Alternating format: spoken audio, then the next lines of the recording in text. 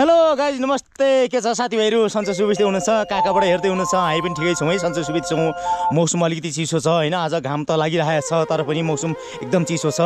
आज चाहिँ पौष 5 गते है आज हामी भोजपुर जिल्लातिर जाँदैछौँ भने भोजपुर जिल्लामा चाहिँ के छ भने आज राष्ट्रिय स्वतन्त्र पार्टीको चाहिँ 5औं बैठकपछि चाहिँ पहिलो विस्तारी बैठकको आज सुरुवात छ भने अहिले चाहिँ म ठ्याक्कै अहिले म भैँसीपङ्ग को वारिपारीमा सेरोफेरो बसिरहेको छु है भने अब हामी ढिलो भइसकेको छ। अब ढिलो नगरिकन हामी सट्टै हामी उतैतिर लागौँ ल आउनुहोस् ल जाउँ ल। अहिले चाहिँ भने हामी ठ्याक्कै 4 बज्याङ कटेर हामी अगाडि टुडीखेलतर्फ हामी लाग्दैछौँ भने अहिले हामी टुडीखेलदेखि यता ओह्रालो हामी लाग्यौँ।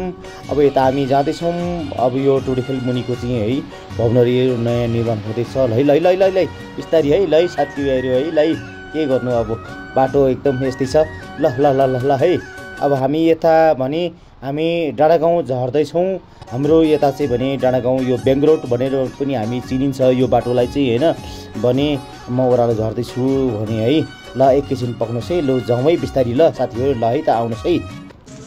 म धीरज राई रविन मगर है नमस्ते हजुर नमस्ते मानबहादुर मेरो चाहिँ रविन मगर है ए मैले कल गरेको थिएँ नि तपाईँलाई एकदम सर ल कतिखेर भर्खरै यता चाहिँ भने कोशी प्रदेशबाट प्रमुख अतिथिको रूपमा उहाँ लक्ष्मण अधिकारीज्यू उहाँ उपस्थित भइसक्नु भएको छ भने यता पूर्व सांसद सनम सिंह शेर्पाज्यू पनि उपस्थित हुनुहुन्छ भने यता रुद्राक्ष कुमाला राष्ट्रिय स्वतन्त्र पार्टी प्रथम विस्तारित बैठक जिल्ला भेला कार्यक्रम सुरु भएको घोषणा गर्न चाहन्छु।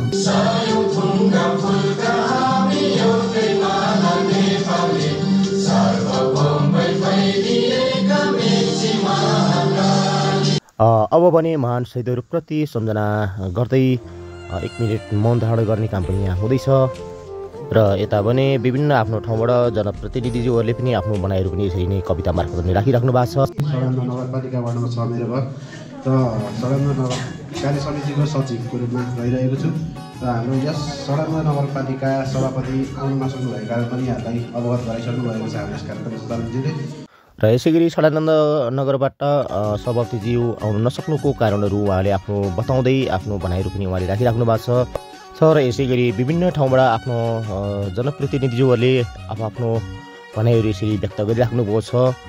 मैले विदेशी माफिया भनेर तलमाथि इन्डिकेट गर्दिनँ आवश्यक परेको थियो 2-4 कुरा गर्ने ठाउँमा म गर्छु।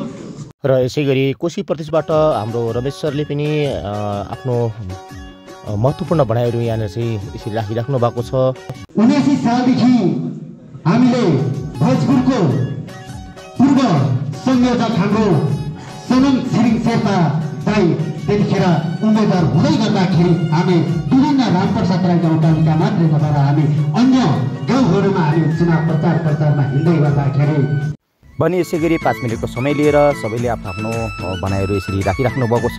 सबैमा म जय घन्टी भन्न चाहन्छु। भने यसै गरी हाम्रो ट्याम्की मोइङबाट छिरिङ शेर्पाज्यूले पनि आफ्नो भनाइहरू यहाँ राखिराख्दै हुनुहुन्छ। सभापति महोदय लगायत चाहिँ हाम्रा विभिन्न नगरपालिका पालिका र पालिका सभापतिज्यूहरू लगायत पुनः यहाँका अनि हाम्रो सबै जिल्ला समाज संयोजक ज्यू लगायत सबैमा सम्पूर्ण मेम्बरहरूमा नमस्ते अनि म जय घन्टी भन्न चाहे ल है छैन। अब सरस्वती भन्नुपर्दाखेरि एउटा रिपोर्टकै कुरा नै जस्तै नै मैले भन्नुपर्छ किनभने हाम्रो पौधको हिसाब हाम्रो पौधमा अलिकति विस्तार रूपले चाहिँ हाम्रो अलिकति संवैधानिक हिसाबले हाम्रो अगाडि नबढिरहेको अवस्था नै हो र शुभेच्छुक साथीहरू धेरै हुनुहुन्छ। हामीलाई यातायातको सुविधाले गर्दाखेरि हाम्रो ठुलोदुमा सानोदुमाबाट जति पनि आज लगभग 15-20 जना उहाँहरू आउने अवस्था थियो तर उहाँहरू यातायातको सुविधाले गर्दा उहाँहरू आउन सक्नु भएन। तथापि हामी जति पनि यहाँनिर मेम्बरहरू छौँ फेरि एउटा शुभेच्छुक जनताको हामी छुटेका छौँ।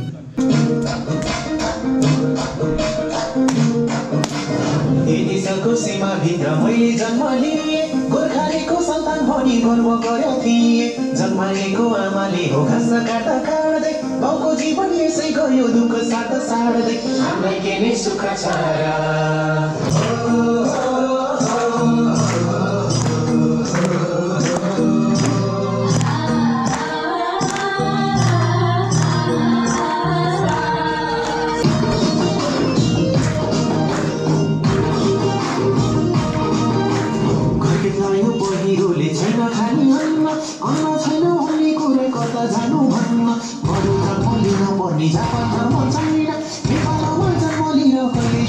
छैन हामीलाई के नै सुख छ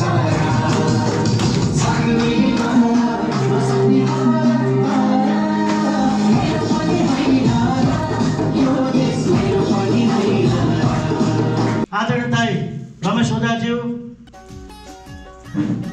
पूर्व यस जिल्लामा घन्टी बोकेर आउनुभएका हाम्रा अभिभावक अग्रज सोनम छिरिङ शेर्पाज्यू हातमा गर्दै हाम्रो गार्जेन बन्न स्वीकार गर्नुभएका पौवादुम्बा निवासी श्री रामकुमार राईज्यू समसामयिक विषय राजनीति निर्माण विस्तार वाडापालिकादेखि जिल्ला सभापति ईश्वर कार्कीज्यूले आफ्नो महत्त्वपूर्ण सबैको नाम लिँदै महत्त्वपूर्ण भनाइ राख्दै हुनुहुन्छ भने अरुण गाउँपालिकाबाट पनि यसले आफ्नो कुराहरू राख्दै हुनुहुन्छ। घन्टी प्रेमी साथीहरूमा विशेष जय घन्टी भन्न चाहन्छु। जय घन्टी। पहिलोचोटि यसलाई सम्भवतः कोशी प्रदेशमा तपाईँहरूले विश्वास गरेर एउटा जेनजीलाई प्रमुख आतिथ्यता भनेर आफ्नो जिल्ला भेला गर्नुभएकोमा विशेष धन्यवाद पनि दिन चाहन्छु। मैले सम्भवतः 2 महिना अगाडि हाम्रो जेनजी आन्दोलन हुनुभन्दा 2 महिना अगाडि हाम्रै प्रदेशका महामन्त्रीलाई मैले भन्दा थिएँ, सर यो देशको अवस्था देख्दाखेरि यतिसम्म फ्रस्ट्रेसन हुन्छ कि हाम्रो दिमागमा उस्तै पर्यो भने हामीले देशै कब्जा गर्ने अवस्था छ सर, देश कब्जा भयो भने के गर्ने भनेर मैले सोधेको थिएँ। त्यो मैले सोधेको 2 महिना पछाडि जेनजी आन्दोलनले देश कब्जा गरेको थियो। र यतापट्टि भने कोशी प्रदेशबाट लक्ष्मण अधिकारीज्यूले आफ्नो विगतलाई सम्झिँदै महत्त्वपूर्ण कुराहरूलाई एकदम यहाँनिर उहाँले व्याख्या गरिराख्नु भएको छ। एउटा तपाईँहरूलाई मैले एउटा जानकारी पनि गराउन चाहेँ। यो छ नि हजुरको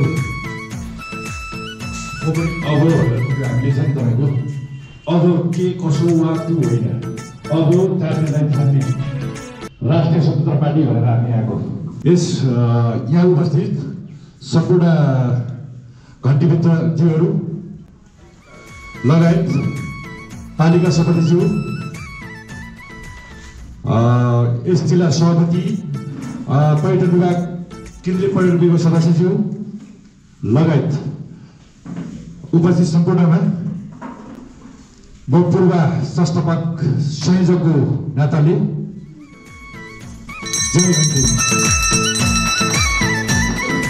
र यता चाहिँ भने हाम्रो पूर्व सांसद सोनम छिरिङ शेर्पाज्यूबाट आफ्नो महत्त्वपूर्ण सल्लाह र सुझाव दिँदै उहाँले आफ्नो भनाइहरू राख्नुभयो भने यता पुरस्कार दिँदै लक्ष्मण अधिकारीज्यूबाट भने यता नयाँ पार्टी प्रवेश गर्ने साथीहरूलाई कोशी प्रदेशबाट रमेश र लक्ष्मण अधिकारीज्यूबाट यसरी चाहिँ उहाँहरूलाई स्वागत गरिँदैछ भने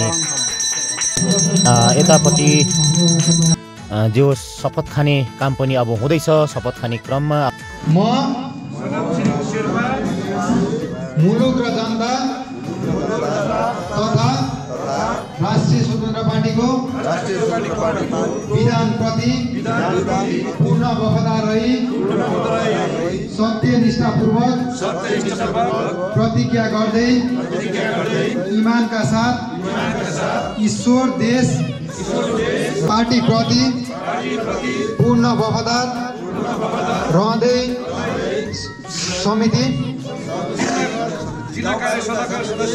पार्टीको विधानको अधीनमा रही मुलुक र जनताको भलो चिताई कसैको डर नमानी पक्षपात नगरी पूर्वाग्रह वा खराब भावना नलिई पदीय गोपनीयता कायम राखी ईमानदारीका साथ गर्नेछु। धन्यवाद। जय घन्टी। प्रथम विस्तारित बैठक भेलाका सभाध्यक्षज्यू र यस कार्यक्रममा उपस्थित रहनुभएका प्रमुख अतिथिज्यू र मञ्चमा आसीन रहनुभएका सम्पूर्ण अतिथिज्यूहरू र जिल्ला कार्य समितिका सम्पूर्ण पदाधिकारीज्यूहरू, त्यस्तै गरेर विभिन्न नगरपालिका र गाउँपालिकाबाट पाल्नुभएका सभापतिज्यूहरू, आज यो प्रथम विस्तारित बैठकले जुन निर्णयहरू गरेको छ त्यो अत्यन्तै सराहनीय निर्णय गरेको हामीले महसुस गरिरहेका छौँ र आज यस बेलाले जिल्ला कार्य समितिलाई पूर्णता दिने महत्त्वपूर्ण कार्य गरेको छ र यो जिल्ला कार्य समितिले आफ्नो जिम्मेवारी निर्वाह गर्नुहुनेछ भन्ने हामीले आशा र विश्वास गरेका छौँ र आजको भेलामा आजको यो बैठकले मलाई पनि एउटा बडो महत्त्वपूर्ण जिम्मेवारी दिने निर्णय गरेको छ र म साह्रै खुसी व्यक्त पनि गरिरहेको छु।